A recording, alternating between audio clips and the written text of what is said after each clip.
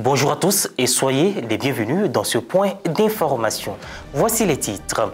Anciennement vicaire à la paroisse Saint-Antoine de Padoue de Bécoufin, le révérend père Anissé Kakou a été officiellement installé le dimanche 1er décembre par son excellence Monseigneur Alessi Touabli Yulo comme curé de la paroisse Saint-Joseph artisan de Grand-Acousin dans le département d'Azopé, dont et témoignages émouvants ont meublé ce moment de joie.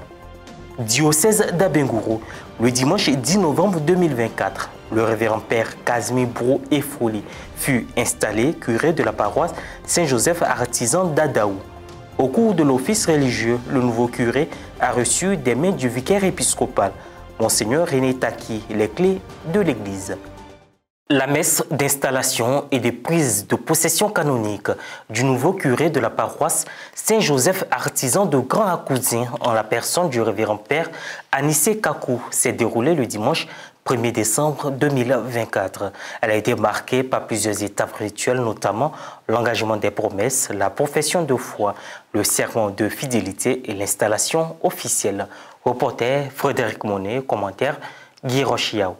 Les fidèles de la paroisse Saint-Joseph artisan de Grand-Acousin, un village situé dans le département d'Adzopé, ont participé avec enthousiasme à la messe d'installation et de prise de possession canonique de leur nouveau curé, le père Anissé Kakou, le dimanche 1er décembre 2024. La célébration eucharistique a été officiée par son Excellence Monseigneur Alessi Touabli Yulo, évêque de l'église particulière d'Agboville. Après les civilités d'usage, le prélat a insisté sur le rôle important assigné au curé dans la vie de la communauté. Le mot curé lui-même veut dire quoi?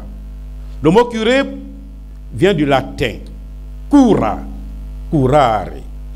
Cura ou curare en latin, ça veut dire s'occuper de quelque chose. C'est tout. Soigner quelque chose, prendre soin de quelque chose. C'est ça, cura, curare, c'est prendre soin de quelque chose. Par exemple, la maman qui s'occupe de son bébé, mais elle est curée en ce moment-là, en ce sens qu'elle prend soin de son bébé. Elle assure la cura de son bébé.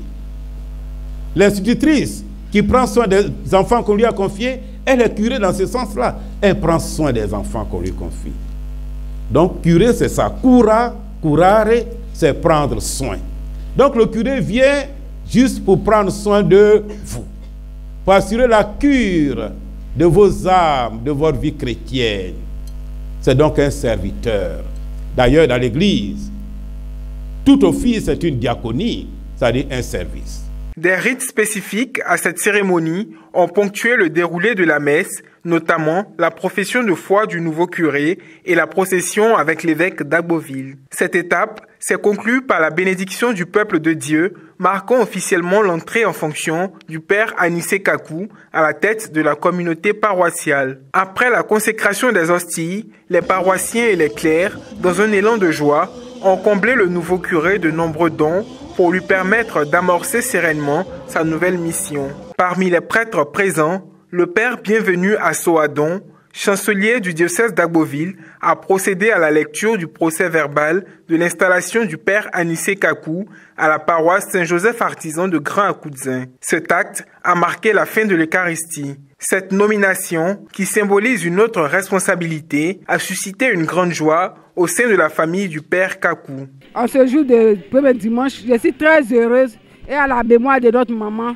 je suis reconnaissant à Dieu pour tout ce qu'il a fait pour cette famille et je lui dis encore merci. Des témoignages ont également été recueillis auprès des fidèles. Je suis très fier et très content aujourd'hui de venir à cette cérémonie parce que je viens pour soutenir l'abbé qui a été avec nous. Il était à de bons termes avec nous et aujourd'hui c'est un grand jour pour lui. Il est vraiment un prêtre qui est digne d'être un curé, vraiment c'est à saluer.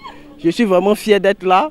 Je tiens à dire grand merci à l'évêque qui a apporté tout de suite son choix sur sa modeste personne. En août 2024, le choix du prélat s'est porté sur lui en qualité de curé de la paroisse Saint-Joseph artisan en remplacement du père Augustin Coutou en mission en République dominicaine. Grand merci à son Excellence Monseigneur Alessi Touabli Yulo qui a porté son choix sur moi.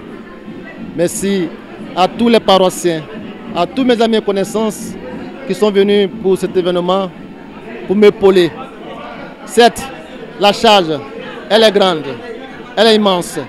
Mais avec la grâce de Dieu, je me forcerai à accomplir cette tâche et que tout le monde soit avec moi pour que tous ensemble, nous pouvons vivre cet événement. Après son ordination diaconale le 4 juillet 2021 à la paroisse Saint-Pierre d'Aféry, puis de son ordination presbytérale le 6 août 2022, le père Anissé Kakou a été nommé vicaire à la paroisse Saint-Antoine de Padoue de Bécouéfin de 2022 à 2024. Bonne mission sacerdotale, cher père Anissé Kakou. Le révérend père Kazmi Brou Effouli a été installé comme nouveau curé de la paroisse Saint-Joseph artisan d'Adaou dans le diocèse d'Abengourou le dimanche 10 novembre 2024. Un procès verbal de prise de possession canonique de sa charge pastorale a été lu avant la bénédiction finale. Reporter d'image Salomon Kouablan, correspondant, commentaire Maria Bissier.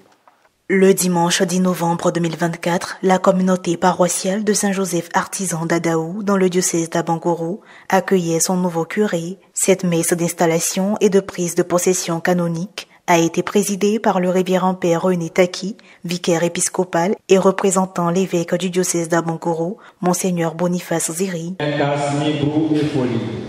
Voulez-vous accomplir votre tâche comme collaborateur des évêques dans le sacerdoce pour servir et guider sans relâche le peuple de Dieu sous la conduite de l'Esprit Saint? Oui, je le veux. L'homélie a été prononcée par le père Pierre Jaurès Togba Kwasi, curé de la paroisse Notre-Dame de la Paix et vicaire épiscopal chargé de la formation continue des prêtres. Veuillez donc, cher père Casimir, à ce que la tradition de l'Église soit rigoureusement respectée et mise en pratique. Enseigner les Saintes Écritures avec droiture et promptitude au peuple chrétien au cours de la messe et aux séances de la catéchèse. Soyez le gardien de la doctrine catholique et transmettez le magistère à ceux et celles dont vous êtes le pasteur. Moi, père Casimir Brou Effouli, en prenant cette charge, je promets de toujours garder la communion avec l'Église catholique. Après la prédication, le rite d'installation s'est poursuivi. Puis, le vicaire épiscopal a remis au nouveau curé les clés des portes de l'église paroissiale. Des dons ont été offerts au cours de la célébration eucharistique.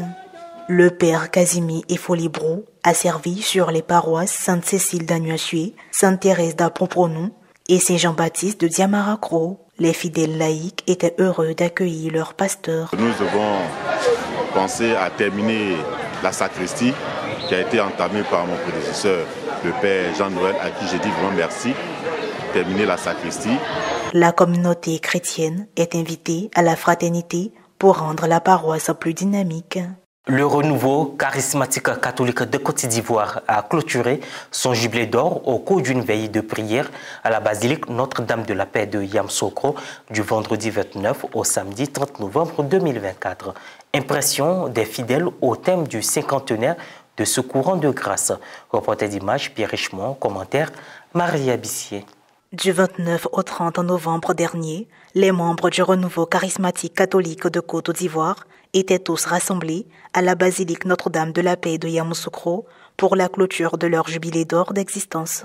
Au terme de ces 2 jours d'intenses émotions, des propos ont été recueillis. Rendre grâce au Seigneur, parce que c'est lui qui nous a donné son esprit, pour que nous puissions, au cœur du renouveau, avec le renouveau, par le renouveau et pour l'Église, annoncer ce Jésus-Christ-là. D'abord, nous disons merci à Dieu pour le chemin parcouru. Mais une nouvelle étape s'ouvre. Alors ce que je leur demande, gardez cette ferveur.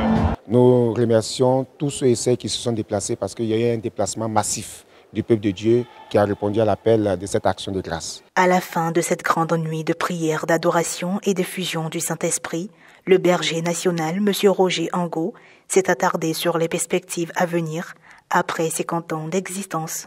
Nos différentes perspectives, c'est aussi d'avoir l'autonomisation. C'est important.